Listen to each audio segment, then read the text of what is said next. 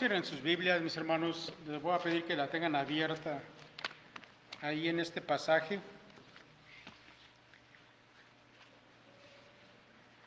Vamos, mis hermanos, ya a llegar al final. Estamos llegando ya al final de esta epístola de Santiago.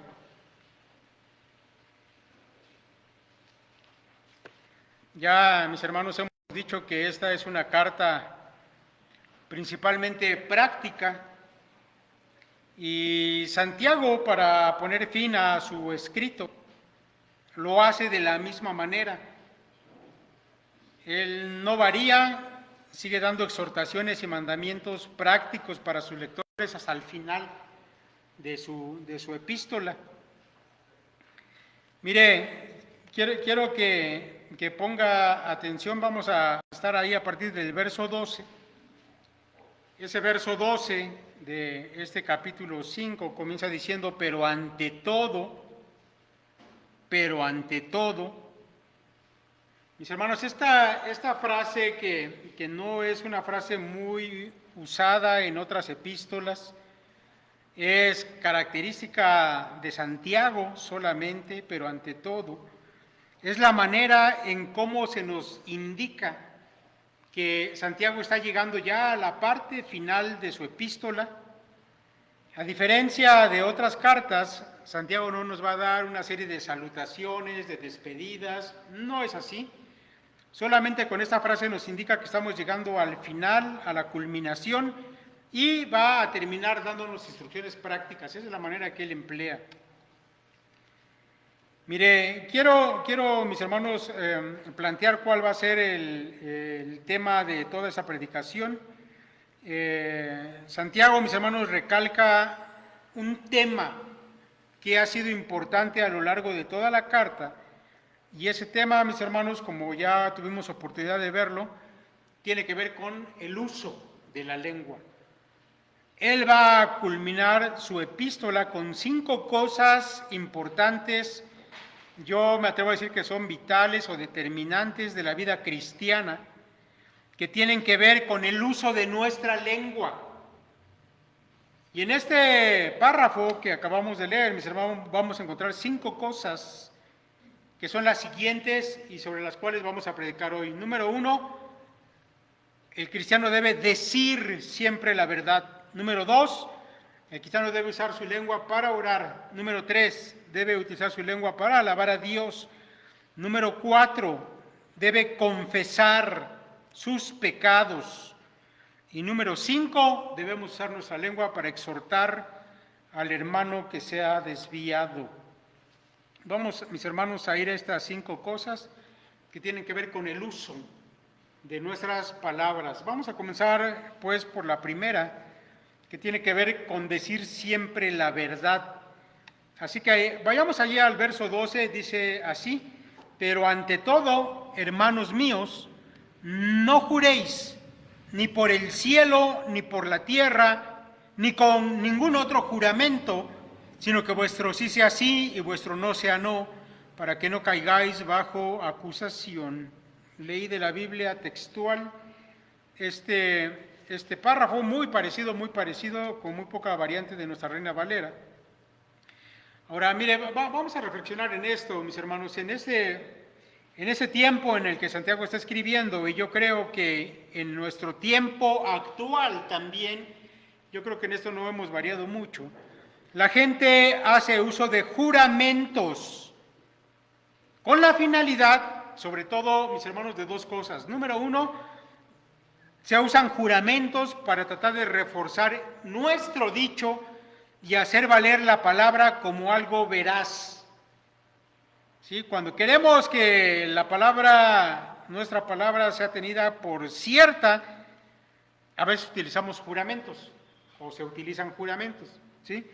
Pero también, mis hermanos, una segunda cosa por la cual la gente utiliza juramentos es para hablar de compromisos futuros a los que esa persona quiere comprometerse.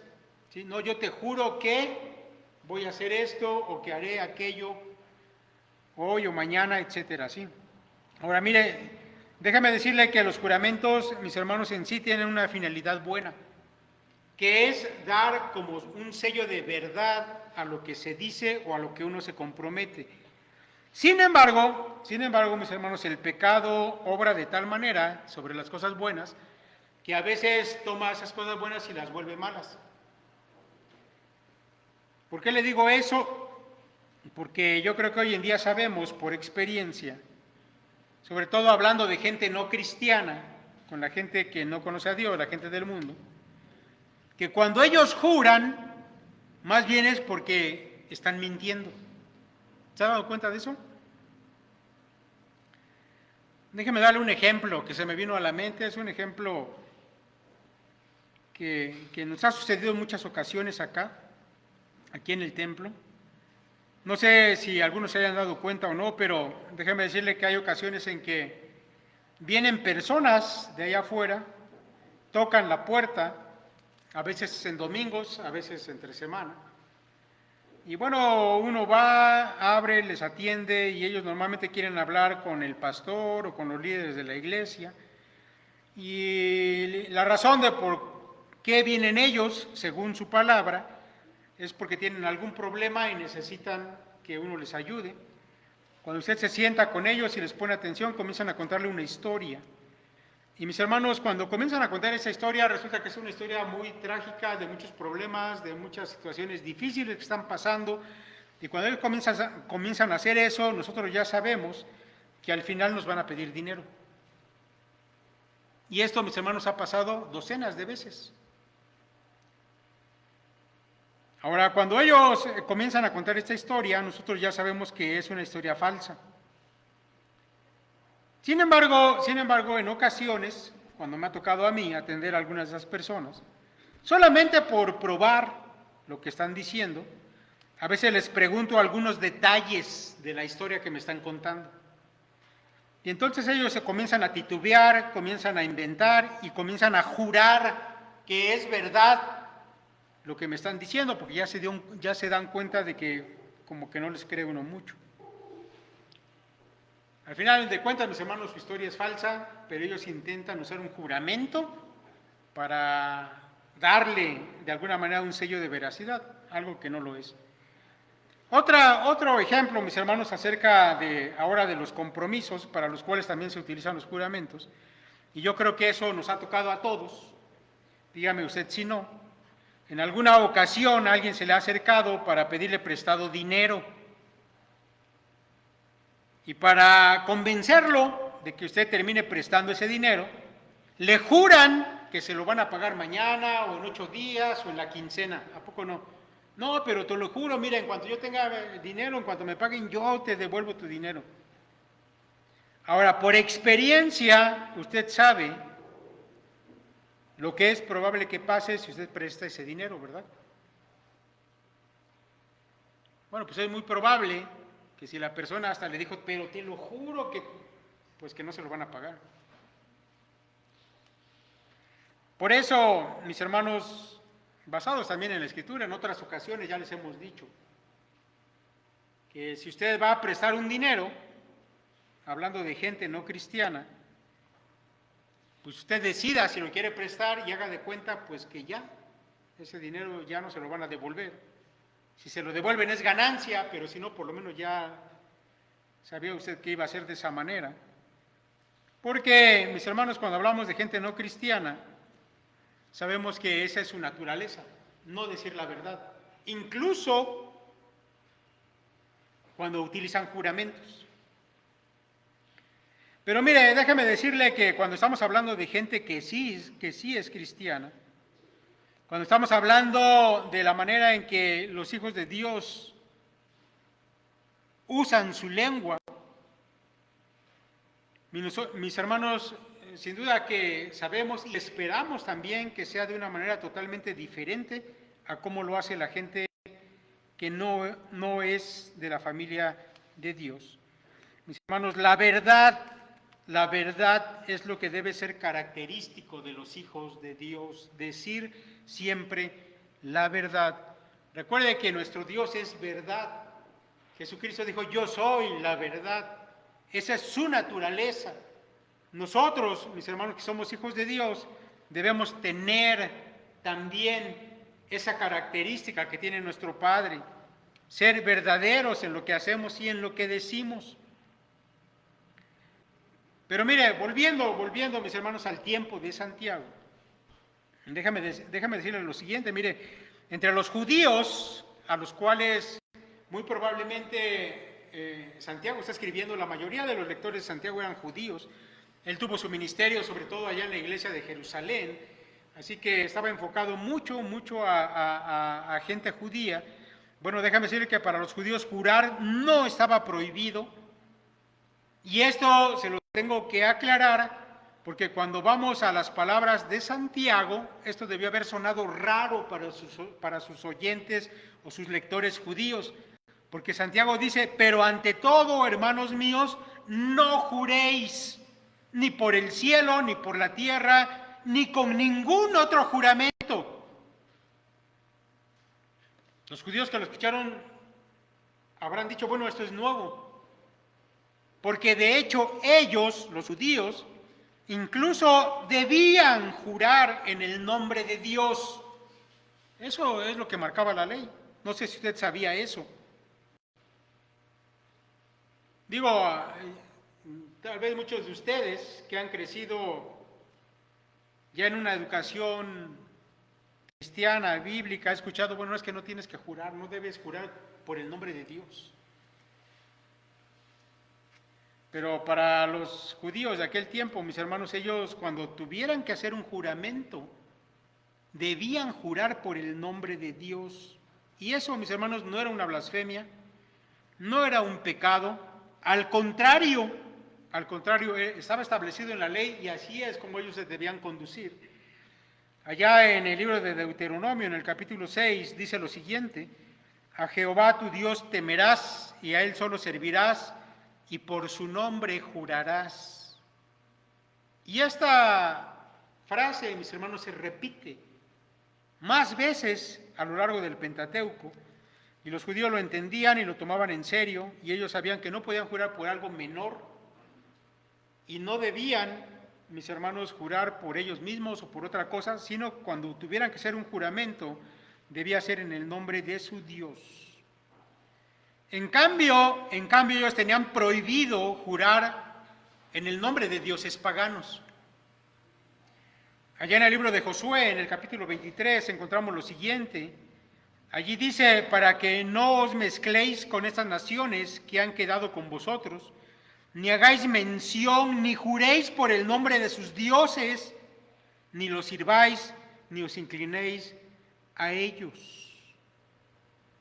Mis hermanos, quien juraba por el nombre de un dios ajeno, bueno, eso era un acto de idolatría y tenía que ser juzgado por ese acto de idolatría. Por supuesto, mis hermanos, que para los judíos que les era un mandato jurar en el nombre de Dios, ellos sabían que si estaban empleando el nombre de Dios en un juramento, estaban comprometidos a decir la verdad siempre.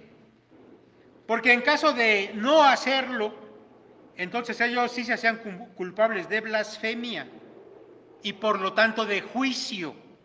Y eso también estaba escrito ahí en la ley. Allá en Levítico 19, verso 12, dice lo siguiente, y no juraréis falsamente por mi nombre, profanando así el nombre de tu Dios, yo Jehová, profanando así el nombre de tu Dios. Si un judío utilizaba el nombre de Dios para jurar y no cumplía su palabra, mis hermanos, eso era un acto de blasfemia, de utilizar el nombre de Dios en vano y de profanarlo. Por eso, mis hermanos, teniendo en cuenta ese contexto, yo creo que cuando Santiago escribe estas palabras, para sus lectores o sus oyentes, porque las cartas que se enviaban eran leídas para la congregación, por eso digo sus oyentes, esto debió haber sonado raro, ha de haber dicho, bueno, entonces, para nosotros, ¿cómo debe ser? Bueno, mis hermanos, sin duda que vamos a encontrar aquí que la norma para la iglesia, la norma para los hijos de Dios, es una norma a la vez más simple, pero más alta.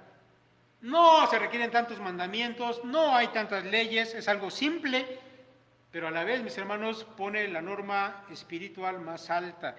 Dice Santiago, pero ante todo, hermanos míos, no juréis ni por el cielo, ni por la tierra, ni con ningún otro juramento, sino que vuestro sí sea sí, y vuestro no sea no, para que no caigáis bajo acusación. La palabra de un hijo de Dios, de un nacido de nuevo, mis hermanos, de por sí debe llevar el sello de verdad. Solamente por quien lo dijo. Ah, eres cristiano, entonces tu palabra es verdad. No es necesario los juramentos para los que han nacido de nuevo. Porque si ya ha sido transformado, si ya ha sido cambiado por el poder de Dios, jurar no tiene ningún sentido. Porque, mis hermanos, como ya lo hemos dicho, la gente del mundo acostumbrada a mentir necesita juramentos para lograr un poco de credibilidad a sus palabras. Aunque, como hemos dicho, a veces resulta más bien lo contrario. En un mundo caído, mis hermanos, los hombres necesitan de muletas para dar sostén a sus palabras. Pero para ustedes que han nacido de nuevo, para ustedes que han sido hechos criaturas nuevas, que han recibido un nuevo corazón y que tienen al Espíritu Santo morando dentro de ustedes, eso ya no es necesario.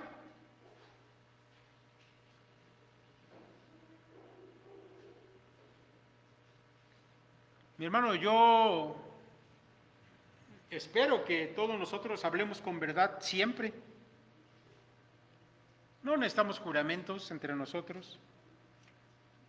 Si tú dijiste algo que sea real, que sea verdadero, que tu sí sea sí, no que tu sí sea no, ¿verdad? O que tu no sea sí. Debe haber una coherencia. Porque, mis hermanos, como ya hemos visto en el pasaje que habla de la lengua y en la predicación que correspondió a eso, nuestro Señor Jesús dijo que de la abundancia del corazón habla tu boca. Así que cuando Santiago está exhortando aquí a los cristianos a no jurar, sino a decir siempre la verdad, eso habla, mis hermanos, de un cambio integral en ti. Lo que tú eres se muestra por lo que tú dices. Y si tus palabras, mi hermano, no son verdad, eso estará hablando de lo que tú realmente eres. Probablemente un falso creyente o un verdadero creyente. Tus palabras definirán, a final de cuentas, quién eres tú. Por eso, entre los verdaderos cristianos no es más necesario jurar. Número 2, mis hermanos, usemos nuestra lengua para orar. Dice el verso 13, ¿está afligido alguno entre vosotros? Ore. ¿Está afligido alguno entre vosotros? Ore. Ahora, mis hermanos, hay que decir que la oración es otra manera normal en que los cristianos utilizamos nuestros labios, nuestras palabras. La oración es característica de los cristianos. Es algo, mis hermanos, que nos define como cristianos. No puedes decir que eres seguidor de Cristo, que eres hijo de Dios, si nunca tienes comunicación con ese Dios. Porque sabemos, mis hermanos, que nuestra comunión con el Padre es a través de la oración. Así que esto es algo normal en la vida cristiana. Sin embargo, aquí en esta breve frase que utiliza Santiago, él refiere la oración a los momentos de aflicción. Así que vamos a considerar, mis hermanos, esta asociación que Santiago hace. Mire, déjame decirle que allá en el versículo 10 de este mismo capítulo, Santiago ya ha mencionado el asunto de la aflicción. Por eso la mayoría de eruditos piensa que cuando Santiago vuelve a mencionar ahora el asunto de orar cuando estás afligido, es una referencia a ese verso 10, donde Santiago ha dicho, hermanos míos, tomad como ejemplo de aflicción y de paciencia a los hombres que hablaron en nombre del Señor. Ya se nos predicó hace 8 días de este pasaje.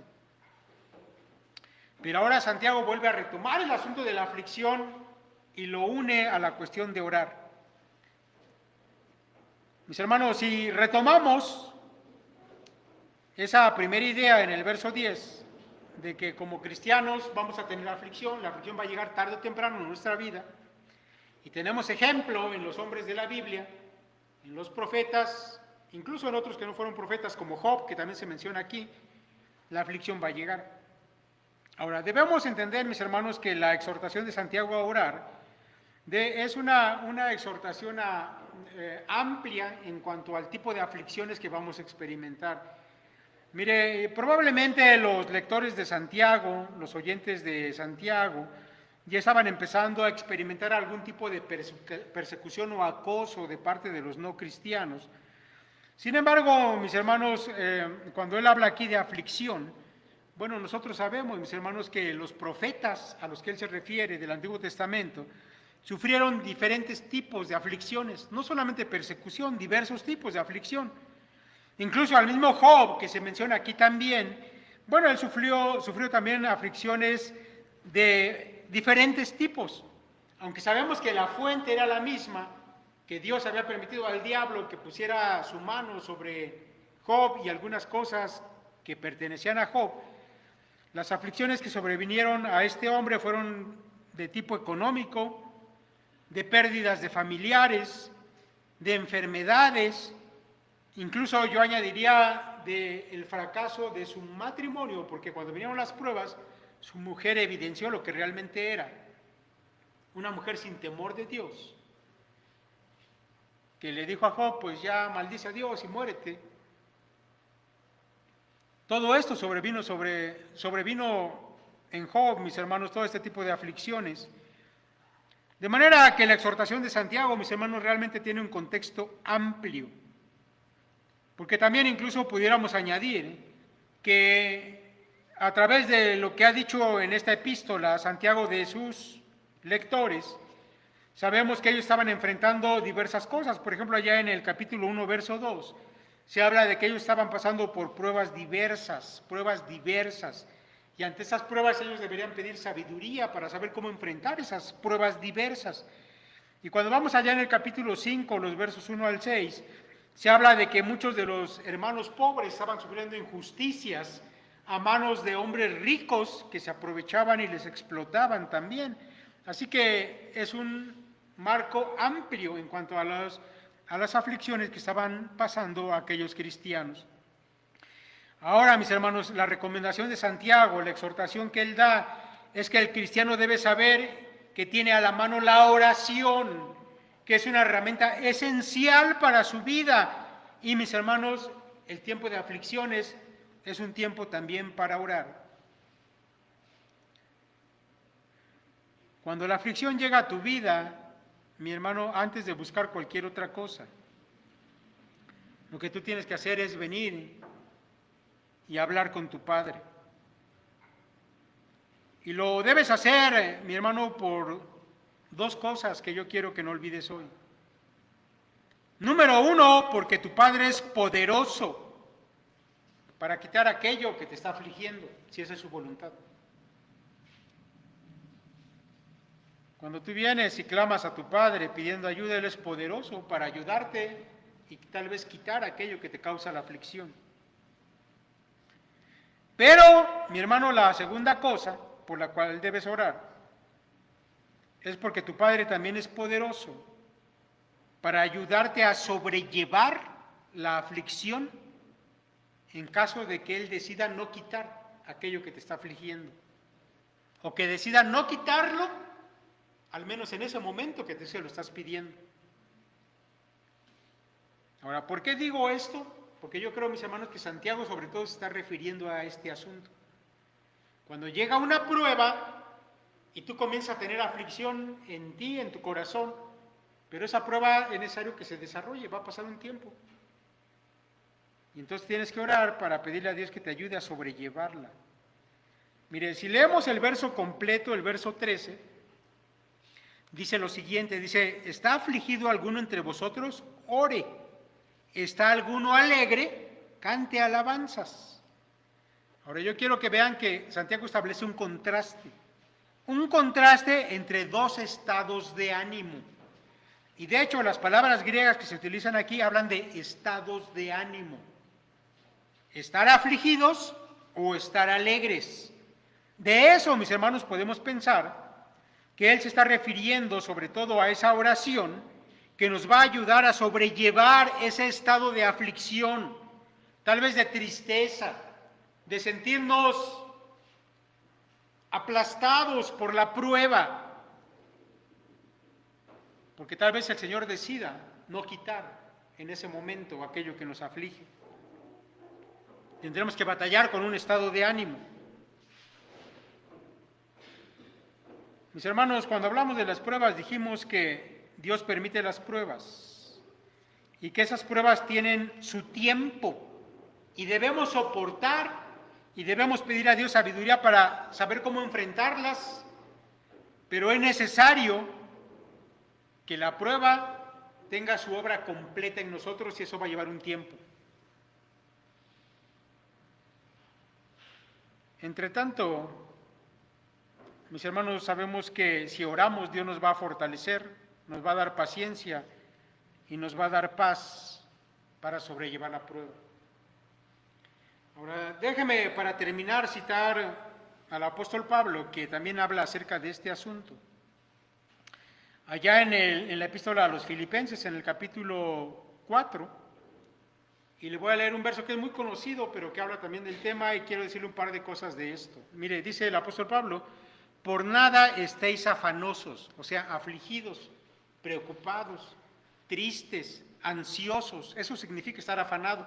Por nada estéis afanosos, sino sean conocidas vuestras peticiones delante de Dios.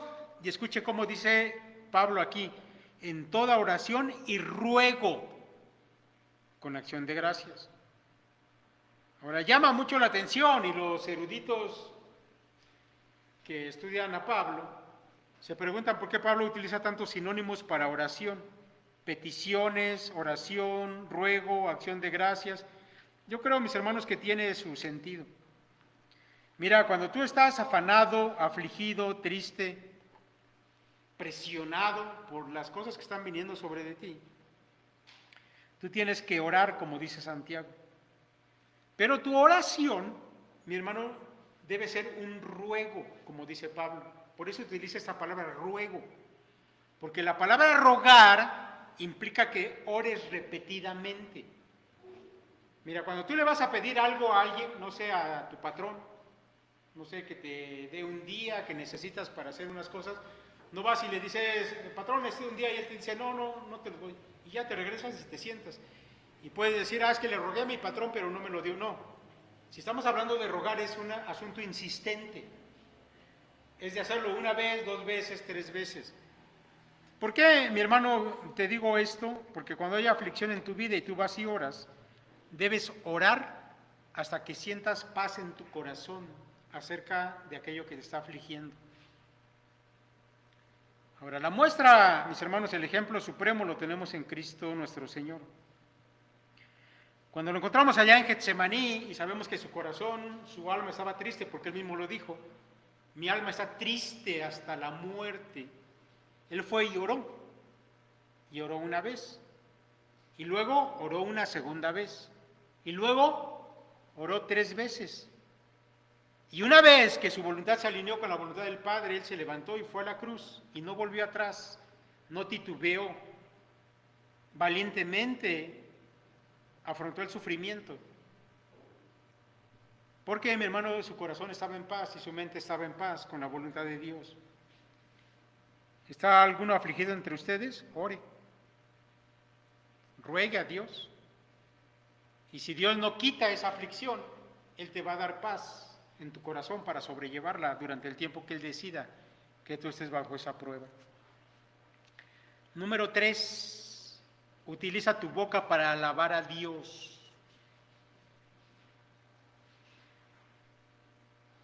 Mis hermanos, esta es otro asunto característico de los cristianos.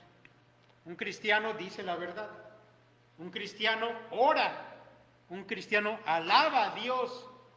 Sabemos que eso es algo que caracteriza al cristiano. Yo creo que cuando pensamos cristiano, sí, ora, alaba, sí, se conduce con verdad o dice la verdad.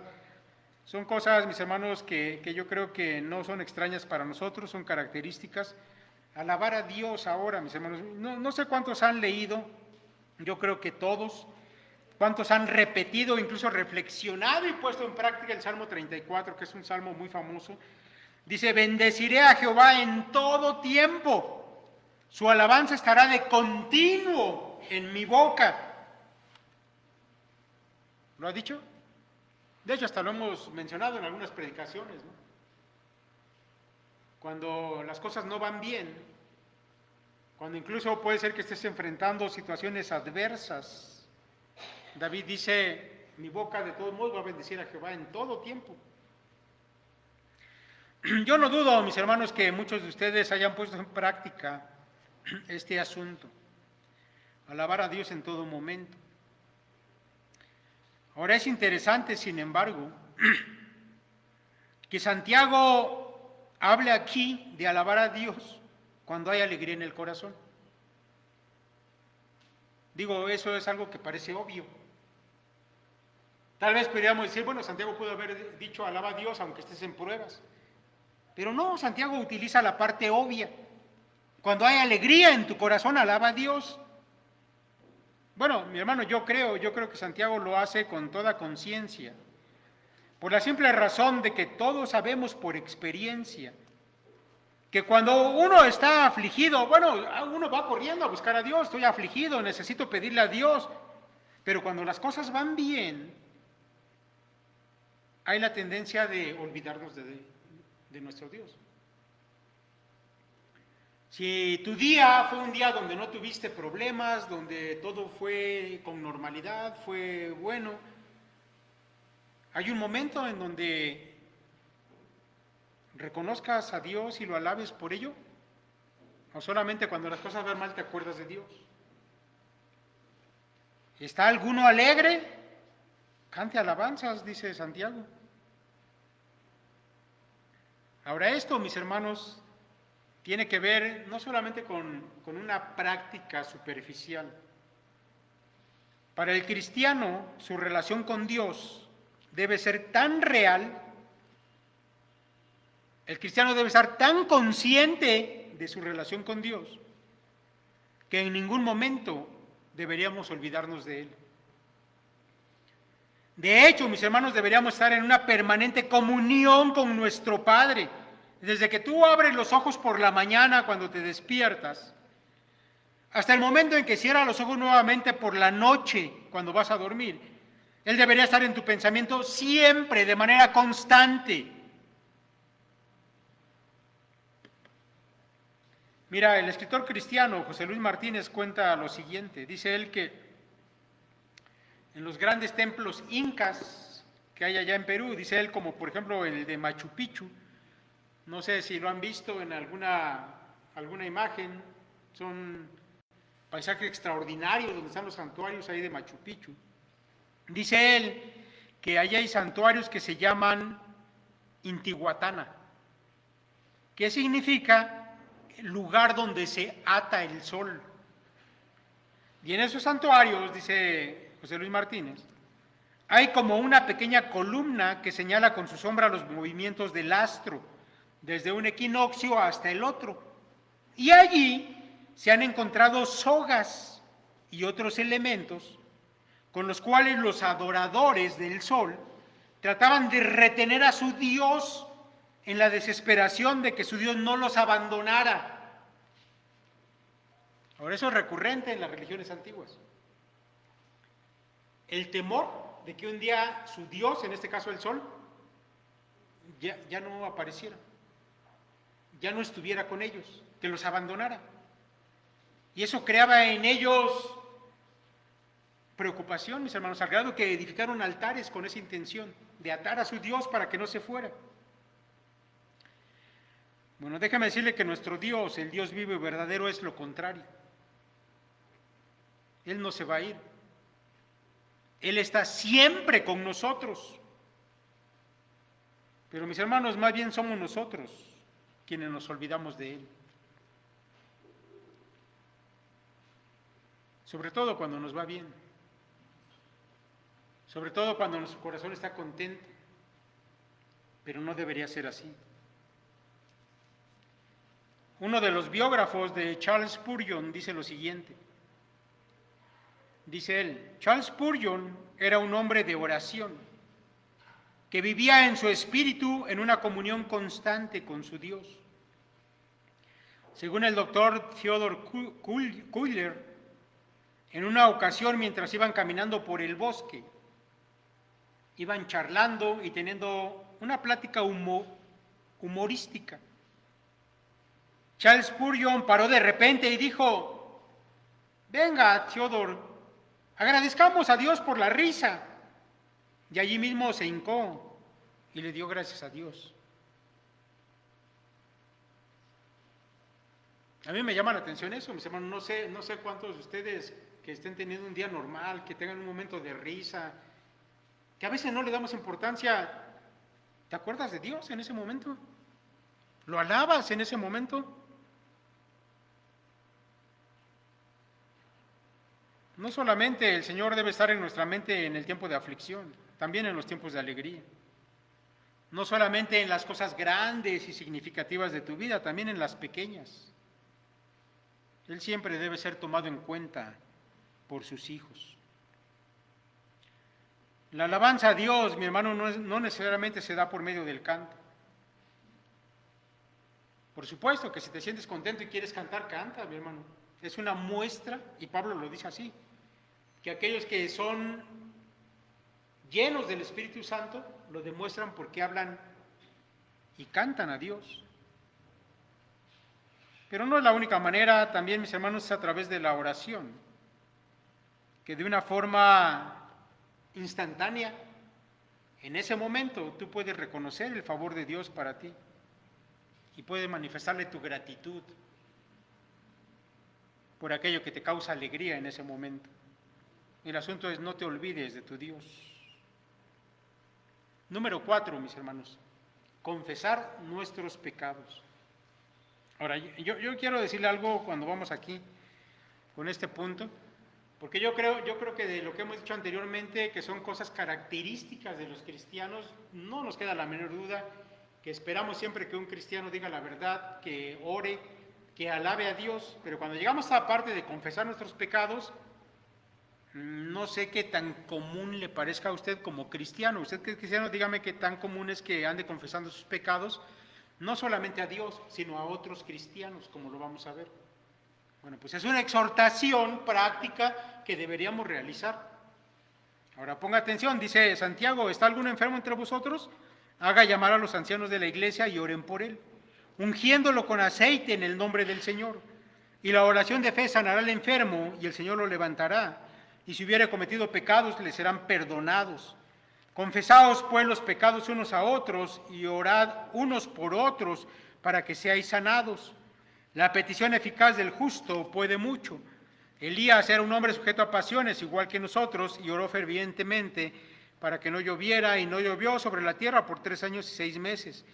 Y otra vez oró, y el cielo dio lluvia, y la tierra produjo su fruto.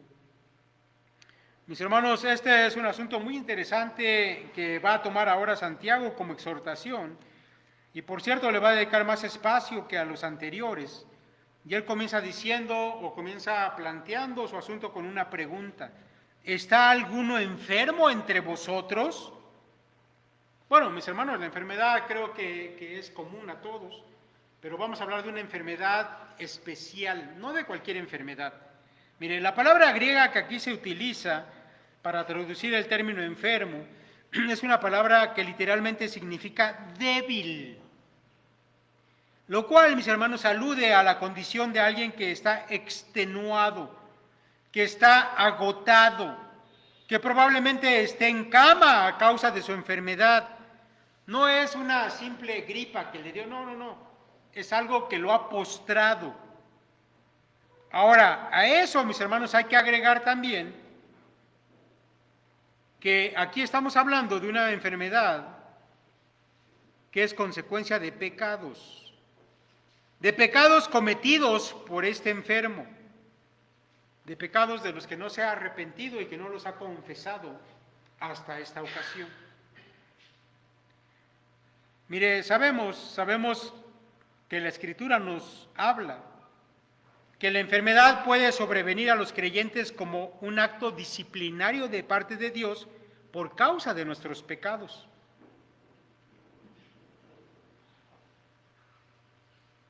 Sabemos, mis hermanos, que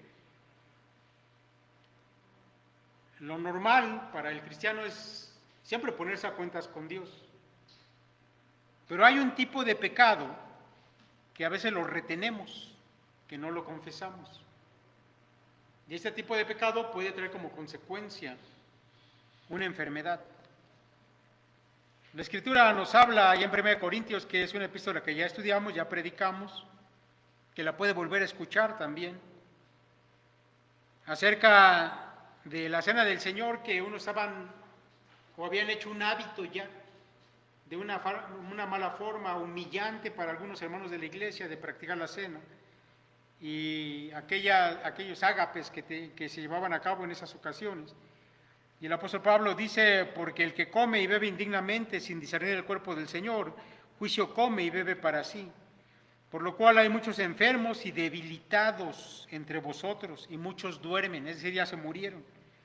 Si pues nos examinásemos a nosotros mismos, no seríamos juzgados. Bueno, hay muchos enfermos y debilitados entre vosotros, y muchos ya duermen, a causa de un pecado, está diciendo Pablo.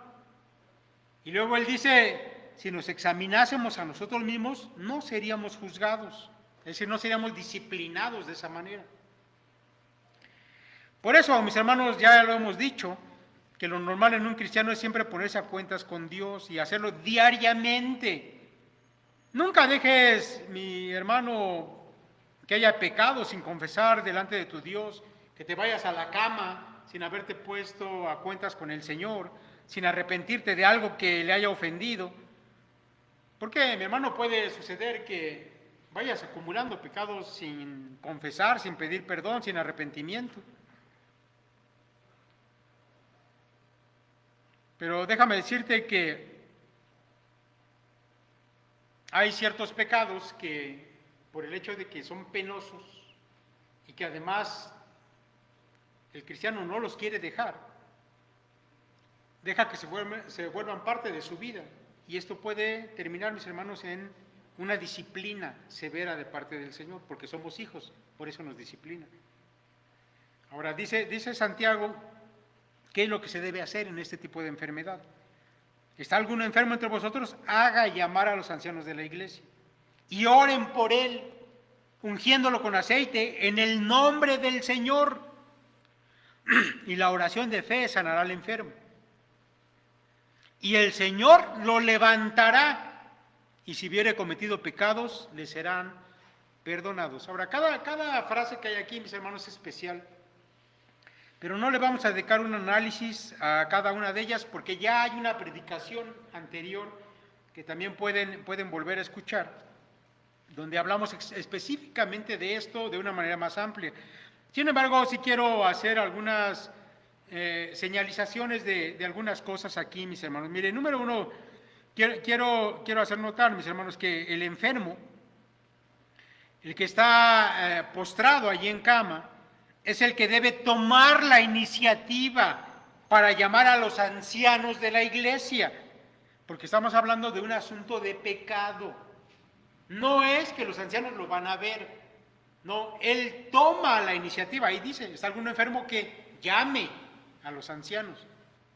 Ahora, los ancianos es una manera de hablar de los pastores o de los obispos, que son los nombres intercambiables que utiliza la Escritura en el Nuevo Testamento para hablar de las mismas personas. Pastores, ancianos, obispos, lo mismo, es lo mismo. Ahora es importante o es interesante que no dice llame al doctor, porque no estamos hablando de una enfermedad que tiene una causa física. Debe llamar a los ancianos porque estamos hablando de algo que tiene su origen en lo espiritual. Ahora, el hecho de que sea el enfermo el que toma la iniciativa, mis hermanos, eso denota la voluntad de él de ser auxiliado espiritualmente por los líderes o los pastores de su iglesia, pues él mismo conoce que hay pecado en él, y al llamar o al pedir ayuda de los pastores, eso implica que estaría dispuesto también a confesar ese pecado y arrepentirse de él, porque lo ha postrado en cama la disciplina del Señor. Ahora, lo segundo, mis hermanos, que quiero comentar de este pasaje es la acción que realizan los ancianos. Ellos son llamados y entonces oran por él y lo ungen con aceite en el nombre del Señor. Y este asunto de orar y ungirlo es simultáneo. Ahora, yo debo decir, mis hermanos, que esta frase de que oren por él y únjanlo con aceite es motivo de gran controversia entre muchos escritores, comentaristas, estudiosos de la Biblia. También debo decirles que es en este pasaje que la Iglesia Católica basa su sacramento de la extrema unción, que por supuesto, si estudiamos el pasaje o simplemente le damos unas 2 o 3 leídas, nos vamos a dar cuenta que es una enseñanza de la Iglesia Católica basada en una mala interpretación, porque aquí se ora por el enfermo y Dios lo cura, lo levanta de la cama y le perdona sus pecados. No es que oras por el enfermo y se muere, pero ya le pusiste aceitito. Es un mal entendimiento de la Iglesia Católica esta doctrina, ¿no? Ahora, yo quiero que ponga atención y quiero que note que el aceite aquí es usado en el nombre del Señor, lo cual ya le da un sentido espiritual, ¿sí? No se está usando el aceite, como muchos proponen, como un asunto medicinal, porque en aquel tiempo, en el tiempo de Santiago, el aceite se usaba como un producto medicinal. Tal vez se recuerde de aquella parábola que contó el Señor Jesús del buen samaritano, de aquel hombre que va por esos caminos solitarios y le salen por ahí unos ladrones y le dan una golpiza tal que lo dejan por muerto. Y cuando aparece este hombre samaritano, atiende al hombre, le pone aceite en sus heridas, porque el aceite tenía ese uso de darle refresco, consuelo, y se pensaba que servía como medicina para el enfermo. Pero aquí el aceite es usado en el nombre del Señor. No es porque los ancianos piensan que si le pones aceite se va a curar de su enfermedad. Puede ser una enfermedad que no sabemos cuál sea, puede ser variable, así que el aceite no sirve para todas, no ese es el uso. Aquí el sentido es espiritual, mis hermanos. Y debo yo decirle, aunque hay muchas teorías que no se las voy a explicar aquí, que el uso del aceite que le está dando Santiago es un uso simbólico. ¿Por qué es simbólico? Porque el aceite usado en el nombre del Señor, ungido en el nombre del Señor, hace que el enfermo entienda que la sanidad que va a recibir, que el perdón de pecados que va a recibir, si confiesa sus pecados, provienen de Dios y es un asunto espiritual, proviene de Dios, no tiene nada que ver, mis hermanos, con que el aceite sea milagroso, con que la oración sea poderosa, con que los ancianos tengan algún poder milagroso, no es así. Por cierto, es curioso que aquí Santiago no dice llamen a los que tengan don de sanidad, dice llamen a los ancianos. Y el aceite, mis hermanos, va a representar un asunto espiritual para el que está postrado en cama, por eso es simbólico su uso. También, mis hermanos, sin duda sería el uso del aceite una forma de estimular la fe del enfermo, pues nosotros sabemos que una persona que ha mantenido un pecado oculto en su vida durante meses o años, sin duda que está interrumpida su relación con Dios, que se ha debilitado espiritualmente, que su fe está flaqueando.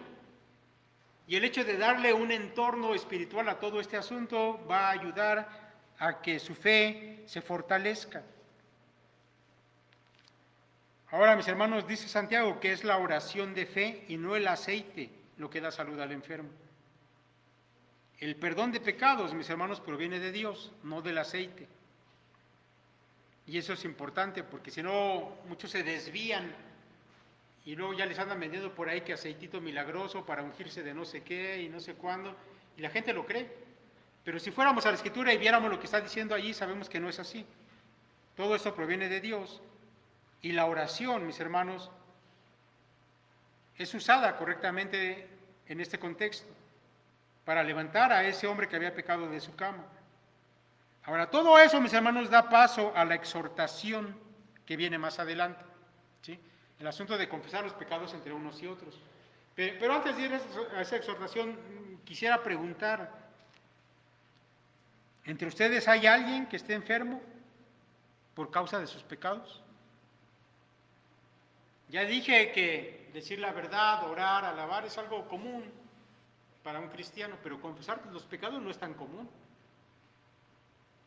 Digo, yo no me acuerdo que alguien nos haya llamado, no sé, mi hermano David, si se acuerde de alguien, para que esté enfermo y nos haya llamado para confesarnos sus pecados. No recuerdo. Pero yo me pregunto, ¿cuántos se han enfermado como disciplina del Señor? Y a lo mejor cuántos se murieron y no pensaron en confesar sus pecados y se los llevaron a la tumba mejor, ¿verdad? Porque es importante, mis hermanos, que conozcamos lo que la palabra de Dios dice y le empleemos de manera correcta. Tómelo en cuenta. Ahora dice Santiago, confesaos pues los pecados unos a otros, verso 16, y orad unos por otros para que seáis sanados.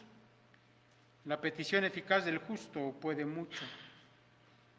Ahora, quiero que se dé cuenta que aquí se está hablando de una confesión de pecados entre los hermanos, no con un cura, no con un sacerdote, ni siquiera se está mencionando aquí al pastor en esta segunda parte. Dice Santiago, confiesen sus pecados unos a otros. Eso es lo que la Biblia enseña. Ahora, esta práctica, mis hermanos, también debe ser una práctica que debería ser normal en toda iglesia, pero que lamentablemente yo creo que no se hace tanto esto de tener entre nosotros esa apertura para confesar nuestros pecados. Pero déjeme decirle algo, para tener el contexto correcto. No estamos hablando aquí de cualquier pecado, ¿sí? Porque sin duda que todos en algún momento durante el día nos podemos deslizar a alguna falta, pero en la noche nos ponemos a cuentas con Dios y el Señor te perdona y ese pecado ya no lo vuelves a cometer.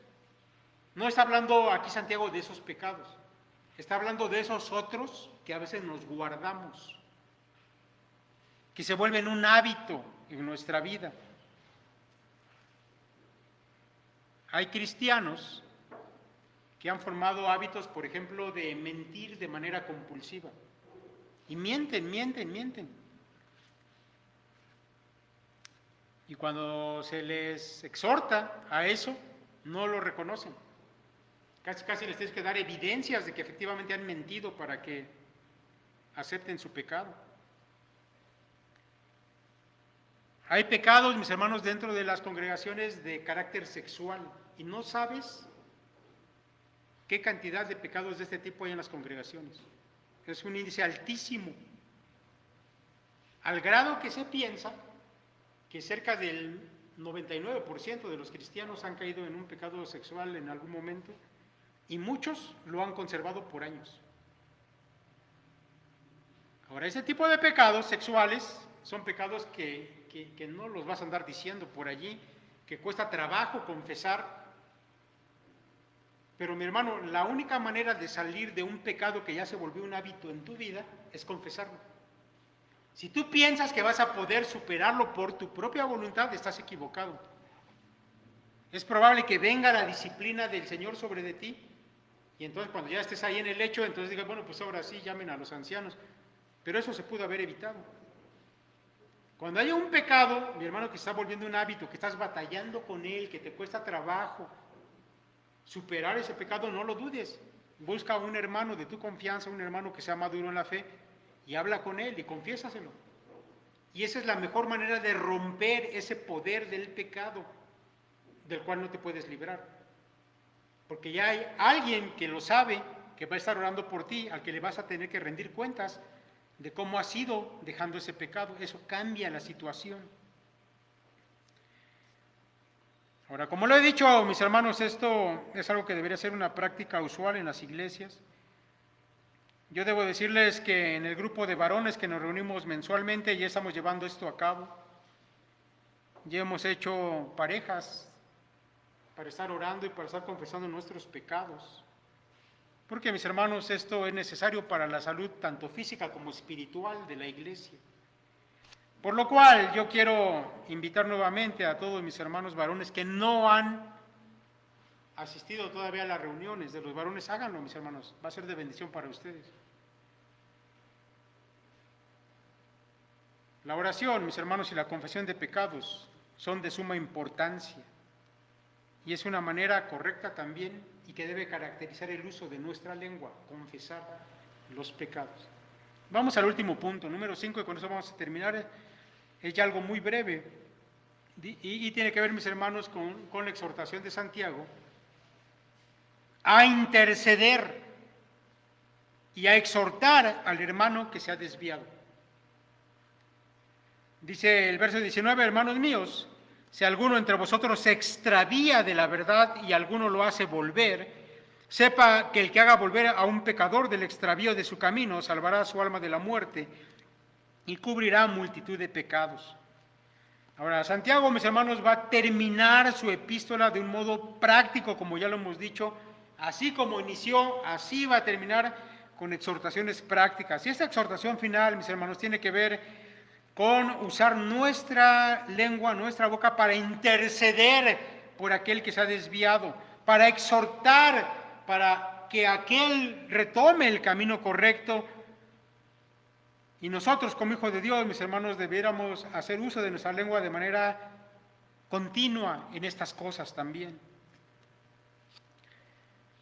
Ahora, déjeme decirle que este pasaje es difícil de interpretar en ciertos sentidos. Por ejemplo, no está claro, mis hermanos, de qué tipo de personas se está hablando al referirse a aquel que se extravió de la verdad. Porque, mis hermanos, el lenguaje que utiliza aquí Santiago puede referirse a un cristiano que ha abandonado el camino de la verdad. Es decir, tanto de la doctrina bíblica, a la que se refiere la Biblia como verdad, como de la vida práctica, que también es otra forma de hablar de dejar la verdad. Puede ser que alguien haya renunciado a la doctrina bíblica y a la vida práctica cristiana y se ha apartado, pero estaríamos hablando aquí a un hijo de Dios. Y al haberse apartado, queda expuesto a sufrir la muerte física como disciplina de parte de Dios, como lo acabamos de explicar. Sin embargo, debo decir que esta interpretación no explicaría la frase salvará su alma de la muerte. Aquel que le haga volver del error de su camino, dice, salvará su alma de la muerte. Porque esta frase, salvará su alma de la muerte, mis hermanos, sin duda se refiere a la muerte espiritual. Y esto, mis hermanos, se ha llegado a la conclusión por el uso de las palabras griegas que emplea Santiago aquí. Lo que no sucedería si estamos hablando de un cristiano. Ahora, por otro lado, mis hermanos, puede estarse hablando aquí de un cristiano nominal, es decir, de una persona que se hace llamar cristiano, pero él es solamente de nombre. De esos de los que Santiago probablemente ya habló anteriormente y se refirió a tener una fe muerta. ¿Qué es eso de una fe muerta? Significa que hay dentro de las congregaciones gente que se dice ser cristiana, pero que jamás dio evidencia de que esa fe era genuina, porque esa persona no vivió una vida práctica transformada por Dios. Y entonces, mis hermanos, aquí estaríamos hablando de un cristiano nominal que ha apostatado de la fe. Estamos hablando aquí de un apóstata. Siempre que hablamos de un apóstata, estamos hablando de alguien que conoció la verdad, que incluso estuvo dentro de la iglesia, pero que terminó abandonándolo todo porque no era cristiano realmente. Ahora, yo creo, mis hermanos, que sin importar cuál sea de estas dos interpretaciones a la que Santiago se estaba refiriendo, o tal vez son las dos, yo creo que la exhortación que nos va a dar a continuación aplica de cualquier manera. Y la exhortación, mis hermanos, es hazlo volver al camino correcto.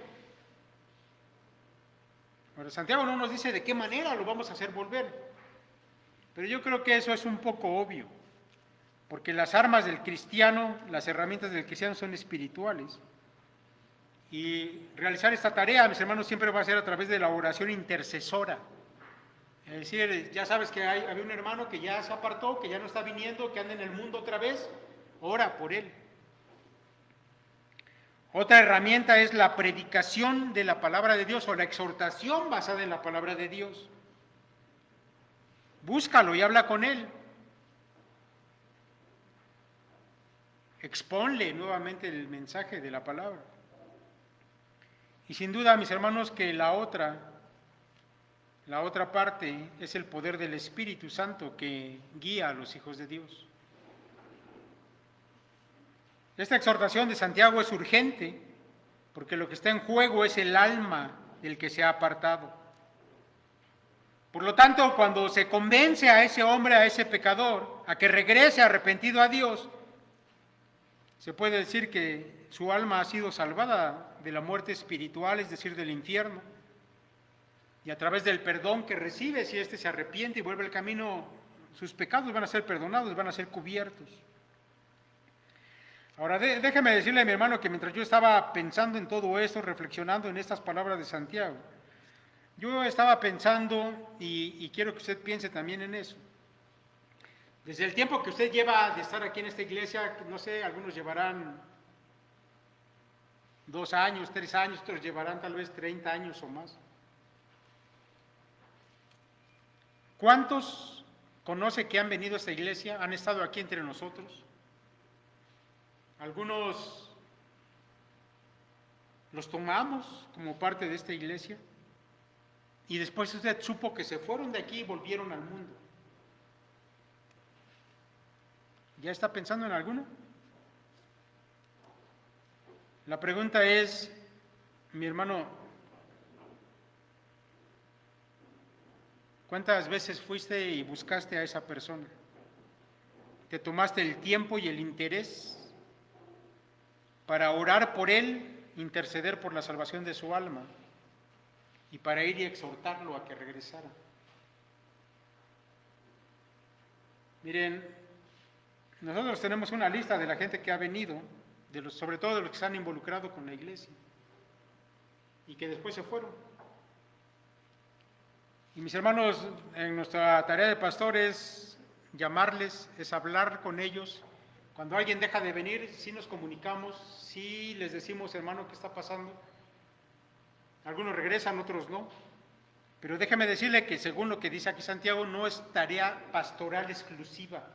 No es solamente los pastores quienes tienen esta exhortación, este trabajo, esta tarea. Es una exhortación para toda la iglesia. Ahora, toma esto en cuenta. Yo sé, mis hermanos, que nuestra prioridad es predicar el Evangelio a los que no conocen a Dios. Pero aquí Santiago está hablando algo más. También es una prioridad ir por aquellos que estuvieron aquí pero se desviaron y hacerlos volver. Y tenemos las herramientas espirituales para hacerlo. Mi hermano, piensa en todo esto. Estos son usos de nuestra lengua que deberían ser comunes a los cristianos.